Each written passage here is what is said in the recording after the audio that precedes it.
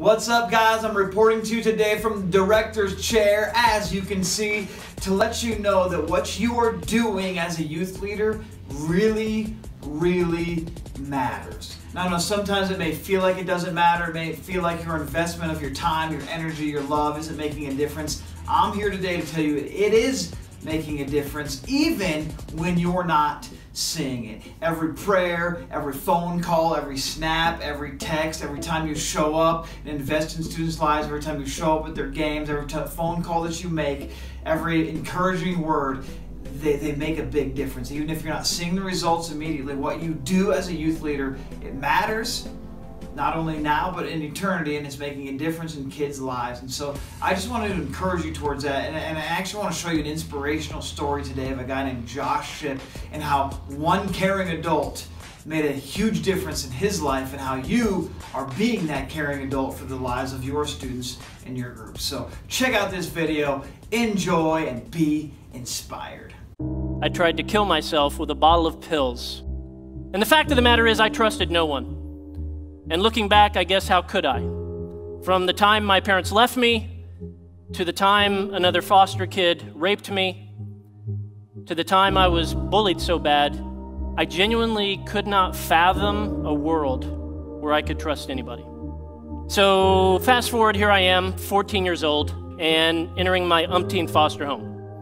I was a veteran at this whole sort of getting kicked out of one home, moved to the next. You meet these people who were like literally complete and total strangers 10 minutes ago who are now apparently your mom and dad.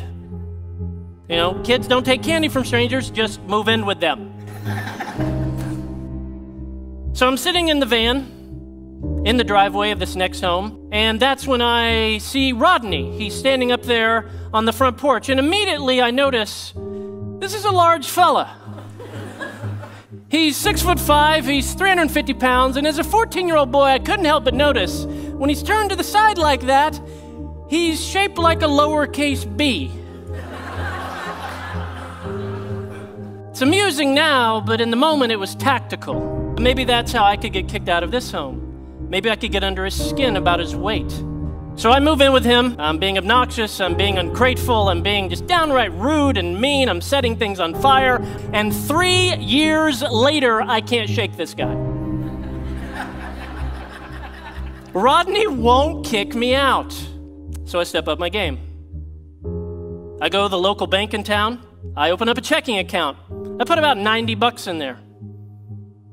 Then I proceed to write $10,000 worth of checks. Obviously, checks bouncing one after the next after the next. One check that bounced was for my car insurance. I'm going down the road speeding, Stillwater, Oklahoma, 88 miles an hour. No car insurance, no driver's license. I get pulled over, handcuffed, thrown in the back of a cop car, and sent to jail. I call Rodney. Like, Rodney, I'm in Stillwater, I'm in jail, I'll tell you the whole thing when you get here. Can you please come bail me out tonight? He said, I will come bail you out, but not till tomorrow. Rodney frustratingly believed sometimes one of the most loving things you could do for a kid was allow them to sit in either the success of their wonderful choice or the stupidity of their foolish choice. Next morning, he comes, bails me out, exactly as promised. We have a long, very awkward car ride home. No one says anything. We get back to the house. He's like, we need to sit down and talk. And I knew this moment had finally come. So Rodney, his wife, sit me down to give me the talk I've had a dozen times. He looks in my eyes and says, son, you can keep causing problems. You can keep trying to mess up. You can keep pushing us away. You can keep trying to get us to kick you out of here, but you've got to get it through your thick head, son. We don't see you as a problem. We see you as an opportunity. And in that moment, all my skepticism came to the surface. And I thought, what a cheesy, stupid thing to say to a 17-year-old kid. But then I was overwhelmed with the reality that this guy actually meant it. He didn't see what I was, what was on the surface, the obnoxious kid, the ungrateful kid, the kid getting suspended. He saw what I could be. It was genuinely my turning point. Statistically, I am supposed to be dead, in jail, or homeless. But because of one caring adult. I'm not a statistic. Every kid is one caring adult away from being a success story. Every child who winds up doing well has had at least one stable and committed relationship with a supportive adult.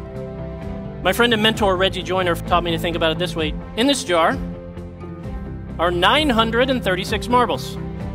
Each one of these marbles represents a single week from the birth of a kid until that kid turns 18 years old. So, if you know a 9-year-old, you've only got 468 marbles, or weeks, however you want to look at it, remaining. You know a 16-year-old? You got 104 marbles remaining. Right here, we are looking at time. In fact, you're looking at all the time or all of the weeks you have left to influence this kid, or this kid before they turn 18 and begin making critical life decisions without your presence.